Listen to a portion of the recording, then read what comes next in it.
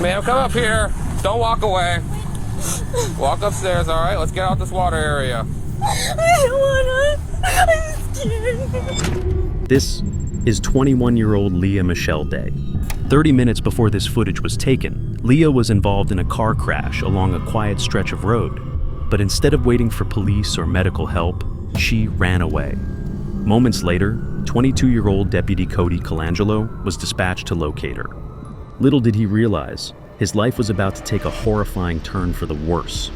Because what started as a simple car accident would soon escalate into a full-scale manhunt for this armed and dangerous female suspect.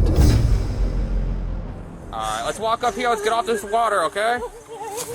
Don't run. Slowly walk.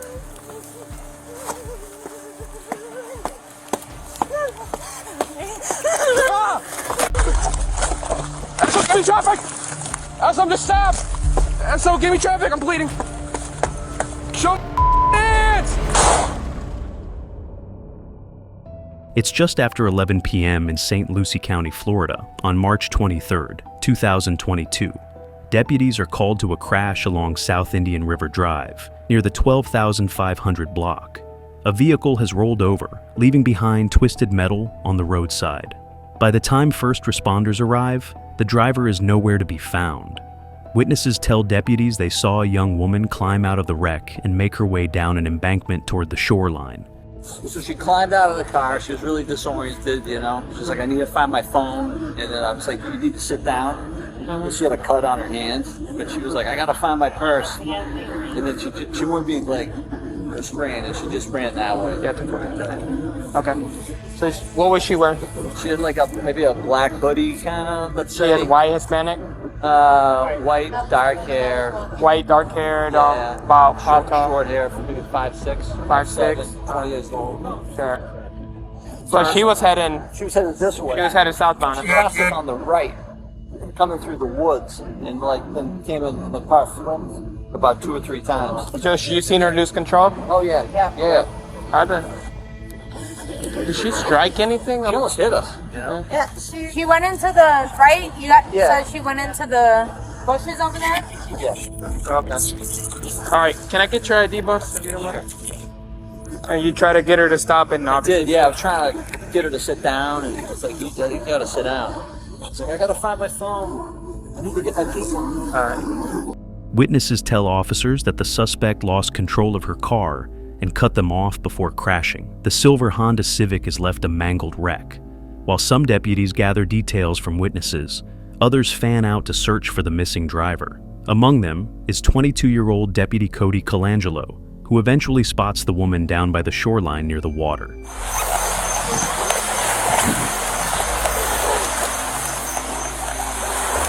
1023. Hello. What's going on? Man, stop real quick.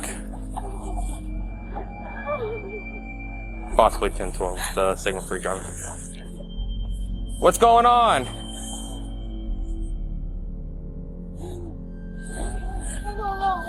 You don't know? You're just hit, were you just in a crash? Ma'am, come up here. Don't walk away. No walking. Come over here. Okay? Walk upstairs, all right? Let's get out this water area. I don't wanna. I'm scared. Deputy Colangelo approaches the young woman with a calm, friendly demeanor. She seems disoriented, possibly under the influence, clutching what looks like a black wallet in her right hand.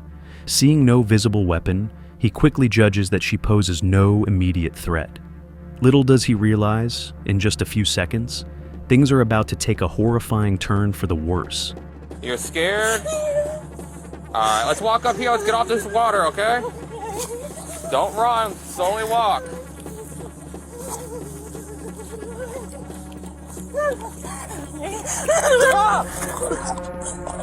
SO, give me traffic! SO, I'm just stabbed! SO, give me traffic, I'm bleeding! Show me hands! She's right here in the woods somewhere, can we rescue? Spring kill. Deputy Colangelo is suddenly stabbed in the neck. Reacting in desperation, he fires a single shot at the female suspect, but he misses.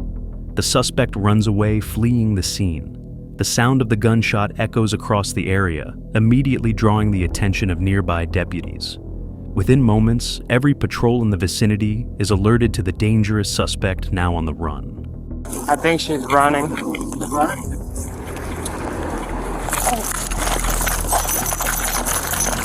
Watch out, watch out, watch out. Watch out. Shots fired.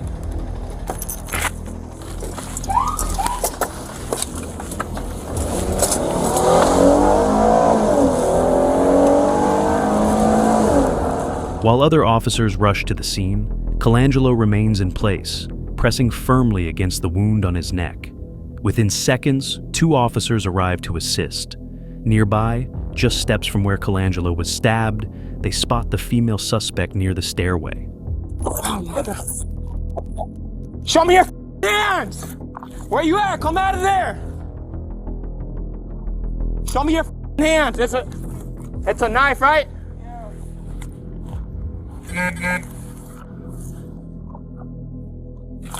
Up here now! You better get the over here!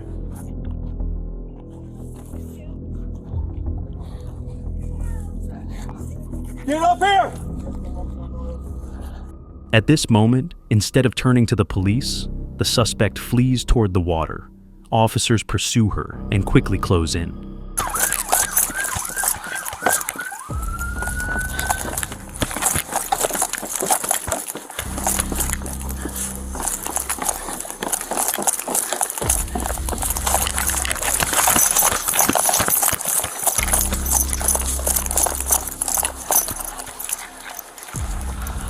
We have her. We don't have her. We don't have her. She's in the water. Coming back to.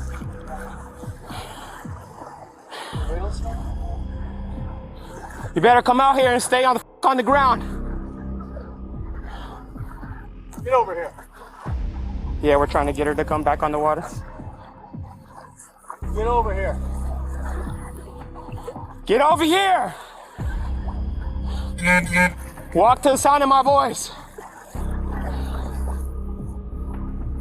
You better not have that knife or I'll shoot you right now. Keep going, keep coming. I got her. You got her? Yeah. Get on the ground.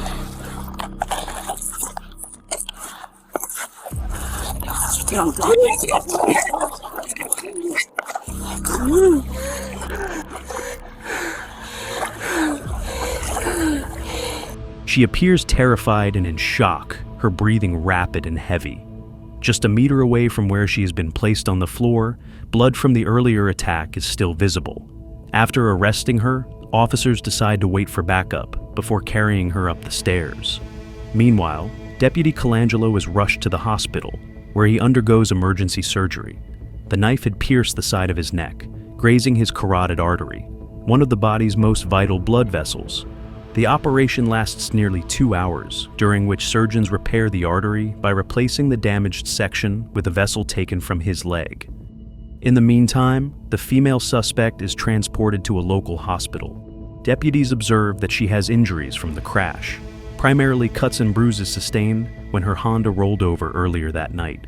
There, officers also formally confirm her identity as 21-year-old Leigha Michelle Day. Once her medical needs are addressed, officers proceed with the initial interview. Hey, wake up. Do you know where you're at? Huh? Do you know where you're at? I'm Detective Dale with the St. Lucie County Sheriff's Office. Do you know where you're at? Do you know where you're at? Still in shock and possibly under the influence, Leigha is in no condition to answer questions. Once she regains full consciousness and receives medical attention, she is transferred to the St. Lucie County Sheriff's Office for interrogation. For the first 2 hours of the footage, she remains lying on the floor. Once the detectives enter the room, interrogation begins.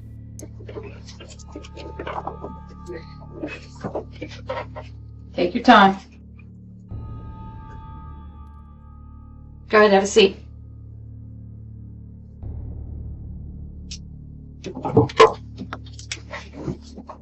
Can you open your eyes so I can make sure you're looking? Do you know where you're at? No? Well, you're at the St. Lucie County Sheriff's Office. I'm Detective Dale. This is Detective Rojas.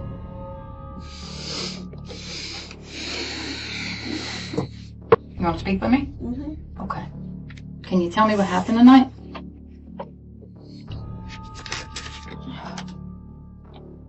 I just kept panicking. I didn't know what to do. Okay.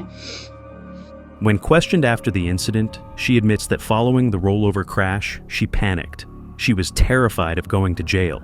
She didn't have car insurance, her driver's license was suspended, and she knew she could be facing additional charges. After you panicked and you didn't know what to do, then what happened? I started to run beachside. Okay. You were running on the beach side? Yeah. Okay. Then what happened after that? A man with a flashlight walked up to me.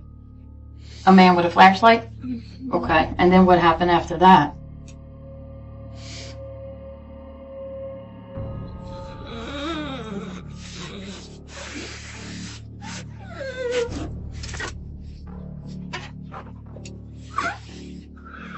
I know it's difficult.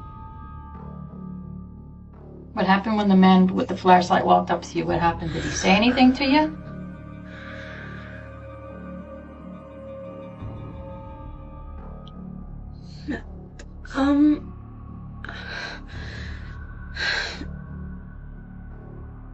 I don't remember.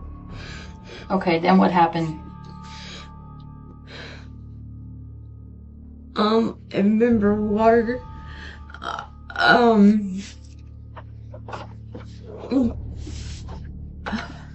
There's grass. Okay.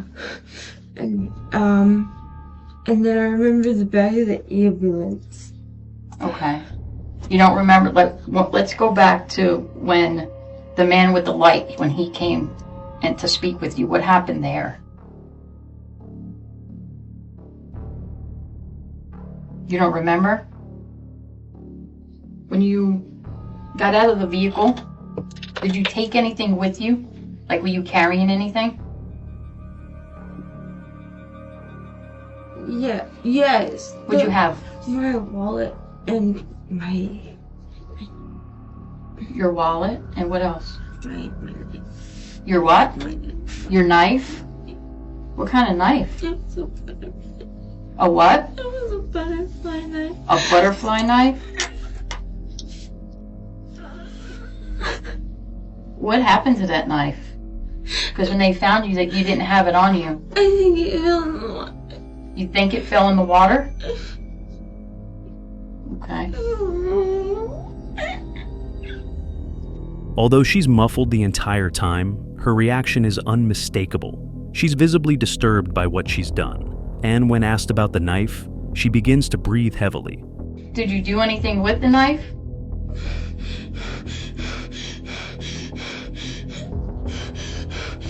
Before it fell in the water? Huh? Do you remember? What color was the knife? Day. Hey. What color was your butterfly knife? Huh? What do you mean no? You don't remember the color? So you panicked. Were you afraid that he was gonna attack you? I'm not sure what I was afraid of in the moment.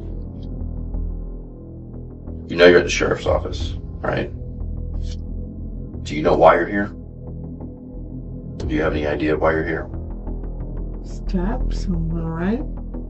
That's what we're trying to find out. What you remember. I just remember getting out of the car Okay. and panicking because I didn't know when it happened. And then Go ahead.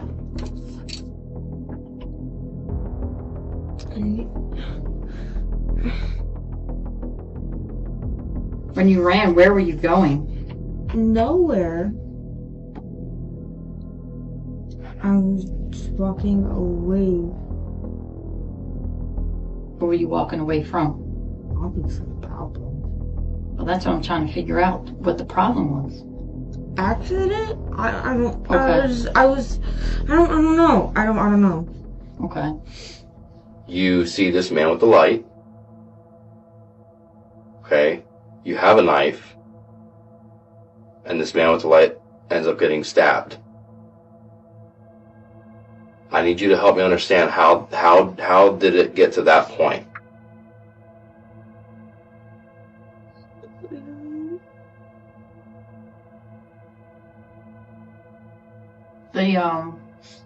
The man with the light, did you know if he was a deputy or a regular person? You didn't know if he was a deputy or not? You keep saying, whenever I ask you why all this happened, you keep saying you don't know. That you don't know why, you don't know why.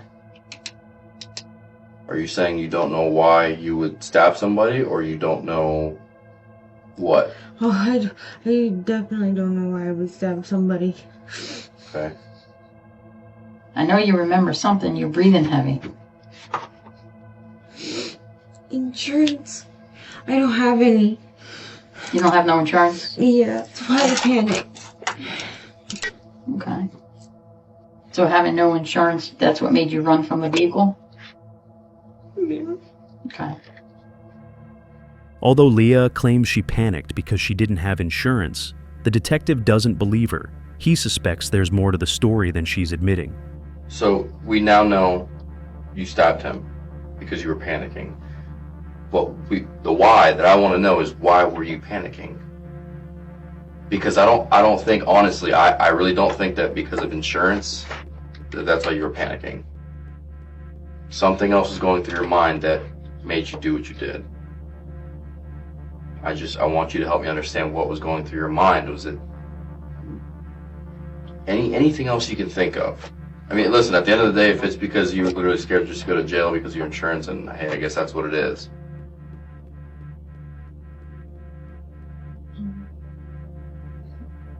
Just being paranoid. You're a parent, okay? You were being paranoid?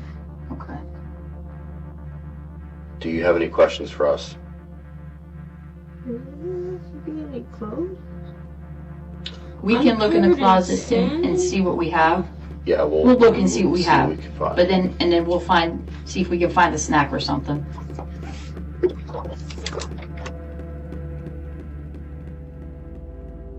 With that, the interview comes to an end. After an hour of questioning Leigha, the detectives have learned little. She speaks only sparingly about the incident, repeatedly insisting that she doesn't know why she would do such a thing. Following this, the detectives photograph her and escort her to jail, where she will remain until further developments in the case. After the surgery, Colangelo survives. Although his injuries were initially considered life-threatening, he is reported to be in stable condition. A week after the incident, Colangelo takes part in an interview. Once recovered from his injuries, he is questioned about the use of force and the single shot that was fired. How many shots did you fire? One round. One round. After you fired the one round, did you think about firing another round, or why did you not fire another round? At that point, because she started getting up the stairs, and I felt like if I was to continue shooting, I could put somebody else at it. I didn't have a good enough angle and shot. I feel like I didn't have a good enough, trying to explain it, to be able to get another round safely off towards her without putting a risk of anybody else. Anybody else, meaning your background? Background, yes. Cars were still traveling up and down Annie River Drive during those hours.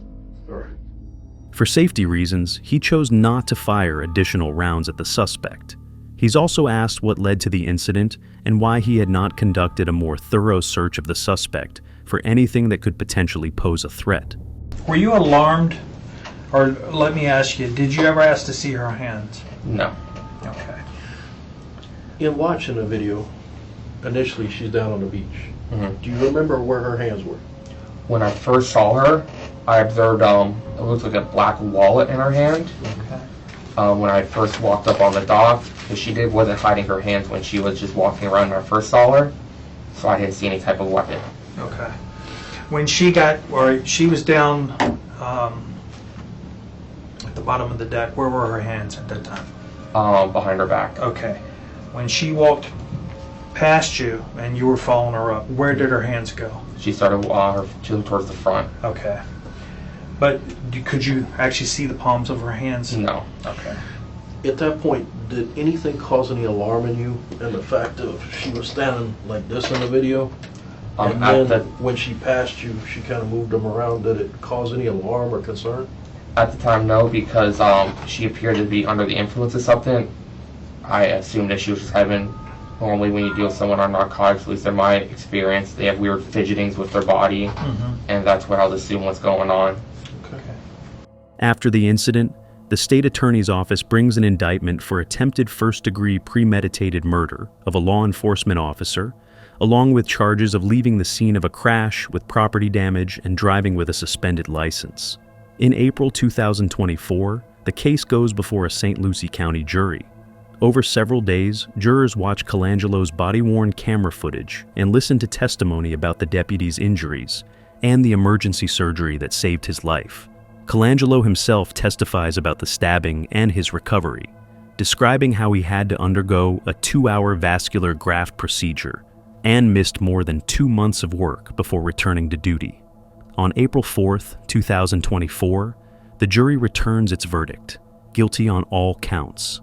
At sentencing the following week, Judge Michael C. Heisey imposes the maximum sentence, life in prison for the attempted murder count.